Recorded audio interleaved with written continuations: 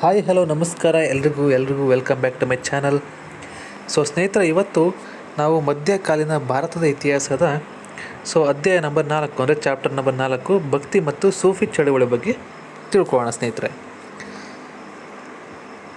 ಮಧ್ಯಕಾಲೀನ ಭಾರತದಲ್ಲಿ ಸಾಮಾಜಿಕ, ಧಾರ್ಮಿಕ ಮತ್ತು ಸಾಂಸ್ಕೃತಿಕ ರಂಗದಲ್ಲಿ ಸಂಭವಿಸಿದ ಬೃಹತ್ ಕ್ರಾಂತಿ ಎಂದರೆ ಭಕ್ತಿ ಮತ್ತು ಸೂಫಿ ಆಂದೋಲನಗಳು.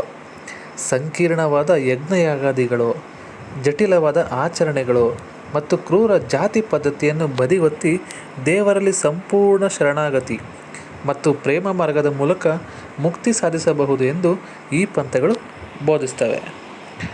ನೋಡೋಣ, ಮೊದಲಿಗೆ ಭಕ್ತಿ ಚಳವಳಿ ಅಂದರೆ ಭಕ್ತಿ ಮೂಮೆಂಟ್. ಆರಂಭದಲ್ಲಿ ದಕ್ಷಿಣ ಭಾರತದಲ್ಲಿ ತಮಿಳುನಾಡಿನ ಆಳ್ವಾರರು ಮತ್ತು ನಾಯನ್ಮಾರರು 7ನೇ ಶತಮಾನದಲ್ಲಿ ಹುಟ್ಟಿಕೊಂಡ ಭಕ್ತಿ ಚಳುವಳಿಯು 12ನೇ ಶತಮಾನದಿಂದೀಚೆಗೆ ಇಡೀ ಭಾರತದಾದ್ಯಂತ ಇದು ವ್ಯಾಪಿಸುತ್ತೆ. ಇವರ ಒಂದು ಭಕ್ತಿ ಚಳುವಳಿಯ ಮೂಲ ತತ್ವಗಳು ಏನಾಗಿತ್ತು? ಏಕದೇವೋಪಾಸನೆ, ದೇವರು ಒಬ್ಬನೇ, ಅವನನ್ನು ವಿಭಿನ್ನ ಹೆಸರುಗಳಿಂದ ಕರೆಯಲಾಗುತ್ತದೆ. ಜಾತಿ ಪದ್ಧತಿ ವಿರೋಧ, ದೇವರೆದುರು ಎಲ್ಲ ಮಾನವರು ಸಮಾನರು, ಹುಟ್ಟಿನಿಂದ ಯಾರೂ ಶ್ರೇಷ್ಠರಲ್ಲ. ಸ್ಥಳೀಯ ಭಾಷೆಗಳ ಬಳಕೆ, ಸಂಸ್ಕೃತದ ಬದಲಿಗೆ ಜನರ ಆಡು ಭಾಷೆಯಲ್ಲಿ ಅಂದರೆ ಕನ್ನಡ, ಹಿಂದಿ, ಮರಾಠಿ, ಬಂಗಾಳಿ ಬೋಧನೆ ಮಾಡಿದ್ದರಿಂದ ಈ ಚಳವಳಿ ಜನಸಾಮಾನ್ಯರಿಗೆ ಹತ್ತಿರವಾಯಿತಂತೆ. ಬಾಹ್ಯ ಆಚರಣೆಗಳ ಖಂಡನೆ, ಪ್ರಾಣಿ ಬಲಿ, ಮೂರ್ತಿ ಪೂಜೆ, ಅಂಧಶ್ರದ್ಧೆ ಮತ್ತು ಡಂಬಾಚಾರವನ್ನು ಕಟುವಾಗಿ ಖಂಡಿಸ್ತಾರೆ. ಪ್ರಮುಖ 2 ಮಾರ್ಗಗಳು: ಸುಗುಣ ಭಕ್ತಿ ಮಾರ್ಗ ಅಂದರೆ ರೂಪವಿರುವ ದೇವರಿಗೆ ಪೂಜೆ, ನಿರ್ಗುಣ ಭಕ್ತಿ ಮಾರ್ಗ ಅಮೂರ್ತ ದೇವರಿಗೆ ಪೂಜೆ. ದೇವರನ್ನು ರಾಮ, ಕೃಷ್ಣ, ಶಿವ ಮುಂತಾದ ನಿರ್ದಿಷ್ಟ ರೂಪಗಳಲ್ಲಿ ಆರಾಧಿಸುವುದು.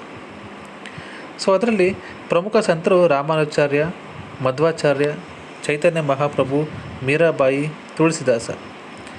ಇದರಲ್ಲಿ ದೇವರಿಗೆ ಯಾವುದೇ ರೂಪ, ಆಕಾರ ಅಥವಾ ಗುಣಗಳಿದೆ ಎಂದು ಭಾವಿಸೋದು ನಿರ್ಗುಣ ಭಕ್ತಿ ಮಾರ್ಗ. ಪ್ರಮುಖ ಸಂತರು ಕಬೀರ್ ದಾಸ್ ಮತ್ತು ಗುರು ನಾನಕ್. ಓಕೆ, ಪ್ರಮುಖ ಭಕ್ತಿ ಸಂತರು ಮತ್ತು ಅವರ ಕೊಡುಗೆ ನೋಡ್ತಾವಣ ಸ್ನೇಹಿತರೆ. ದಕ್ಷಿಣ ಭಾರತದ ಆಚಾರ್ಯರು ಯಾರ್ಯಾರು? ಶಂಕರಾಚಾರ್ಯರು ಅದ್ವೈತ ಸಿದ್ಧಾಂತ, ಬ್ರಹ್ಮ ಒಂದೇ ಸತ್ಯ, ಜಗತ್ತು ಮಿಥ್ಯ ಎಂದು ಸಾರ್ತಾರೆ.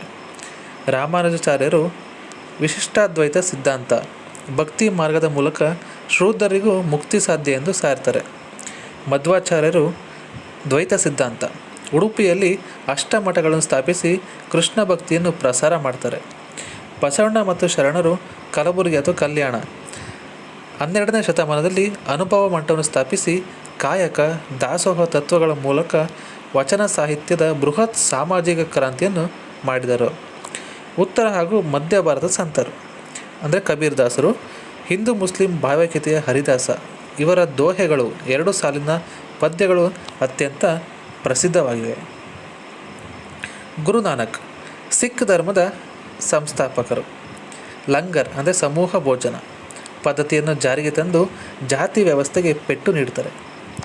ಮೀರಾಬಾಯಿ ರಾಜಸ್ಥಾನದ ರಾಜ್ಕುಮಾರಿ, ಶ್ರೀಕೃಷ್ಣನ ಪರಮ ಭಕ್ತಿಯಾಗಿ ಮಧುರವಾದ ಭಜನೆಗಳನ್ನು ರಚಿಸ್ತಾರೆ. ಚೈತನ್ಯ ಮಹಾಪ್ರಭು ಬಂಗಾಳದಲ್ಲಿ ಸಂಕೀರ್ತನೆ ಮತ್ತು ಹರೇ ಕೃಷ್ಣ ಜಪದ ಮೂಲಕ ಕೃಷ್ಣ ಭಕ್ತಿಯನ್ನು ಇವರು ಕೂಡ ಹಾಡ್ತಾರೆ. ನೆಕ್ಸ್ಟ್ ಚಳವಳಿ ನೋಡೋಣ, ಸೂಫಿ ಚಳವಳಿ, ಸೂಫಿ ಮೂಮೆಂಟ್ ಅಂತ. ಸೂಫಿ ಪಂಥವು ಇಸ್ಲಾಂ ಧರ್ಮದ ಒಳಗಿನ ಆಧ್ಯಾತ್ಮಿಕ ಮತ್ತು ರಹಸ್ಯವಾದಿ ಮಿಸ್ಟಿಕ್ ಚಳವಳಿಯಾಗಿದೆ. ಇದು ಧರ್ಮದ ಕಟ್ಟುನಿಟ್ಟಿನ ನಿಯಮಗಳಿಗಿಂತ ಹೆಚ್ಚಾಗಿ ದೇವರೊಡನೆ ಪ್ರೇಮ ಮತ್ತು ಮಾನವೀಯ ಸೇವೆಗೆ ಒತ್ತು ನೀಡಿತು. ಸೂಫ್ ಎಂದರೆ ಉಣ್ಣೆಯ ವಸ್ತ್ರ ಎಂದರ್ಥ, ಸರಳ ಜೀವನದ ಸಂಕೇತ ಆಗಿತ್ತು. ಪ್ರಮುಖ ಸೂಫಿ ಪಂಥಗಳು ಯಾವುವು? ಕಾನಕ ಸಿಲ್ಸಿಲಾ, ಚಿಸ್ತಿ ಸಿಲ್ಸಿಲಾ ಅಂತ ಭಾರತದಲ್ಲಿ ಅತ್ಯಂತ ಜನಪ್ರಿಯವಾದ ಸೂಫಿ ಪಂಥ. ಖ್ವಾಜಾ ಮೊಯಿನುದ್ದೀನ್ ಚಿಸ್ತಿ ಅಜ್ಮೇರ್ನಲ್ಲಿ ನೆಲೆಸಿ ಚಿಸ್ತಿ ಪಂಥವನ್ನು ಪ್ರಸಿದ್ಧಿಗೊಳಿಸಿದರು. ಅಜ್ಮೇರ್ ದರ್ಗಾ ಅಂತ. ನಿಜಾಮುದ್ದೀನ್ ಔಲಿಯಾ ದೆಹಲಿಯ ಪ್ರಸಿದ್ಧ ಸೂಫಿ ಸಂತ ಇವರು.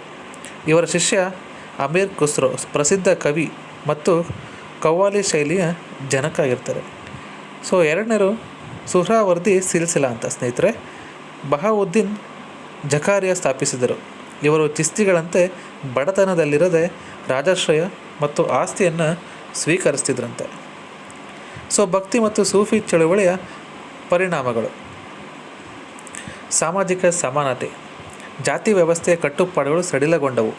ಮಹಿಳೆಯರಿಗೆ ಮತ್ತು ಕೆಳವರ್ಗದವರಿಗೆ ಧಾರ್ಮಿಕ ಸ್ವಾತಂತ್ರ್ಯ ಕೂಡ ಸಿಕ್ತು. ಸೊ ಪ್ರಾದೇಶಿಕ ಭಾಷೆಗಳ ಬೆಳವಣಿಗೆ: ಕನ್ನಡ, ಹಿಂದಿ, ಮರಾಠಿ, ಪಂಜಾಬಿ ಮತ್ತು ಬಂಗಾಳಿ ಭಾಷೆಗಳಲ್ಲಿ ಅಪಾರ ಸಾಹಿತ್ಯ ಸೃಷ್ಟಿಯಾಯಿತಂತೆ.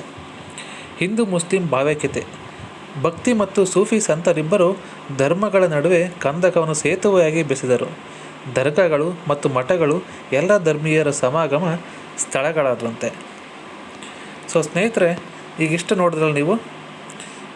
ಸೊ ಇದು ಚಾಪ್ಟರ್ ನಂಬರ್ 4 ಭಕ್ತಿ ಮತ್ತು ಸೂಫಿ ಚಳುವಳಿ ಬಗ್ಗೆ ತಿಳ್ಕೊಂಡ್ರಿ. ಸೊ ಇಲ್ಲಿಗೆ ಈ ಒಂದು ವಿಡಿಯೋನ ಎಂಡ್ ಮಾಡ್ತಾ ಇದ್ದೀನಿ. ಸೊ ವಿಡಿಯೋ ಇಷ್ಟ ಆಗಿದ್ರೆ ಲೈಕು, ಶೇರು, ಕಮೆಂಟ್ ಮಾಡಿ, ಹಾಗೆ ಸಬ್ಸ್ಕ್ರೈಬ್ ಕೂಡ ಮಾಡಿ ಸ್ನೇಹಿತರೆ. ಸೊ ಮತ್ತೊಮ್ಮೆ ಸಿಗೋಣ ನೆಕ್ಸ್ಟ್ ಚಾಪ್ಟರ್ ನಂಬರ್ 5 ಅಲ್ಲಿ. ಸೊ ಅಲ್ಲಿವರೆಗೂ ಟಾಟಾ, ಎಲ್ರಿಗೂ ಧನ್ಯವಾದಗಳು.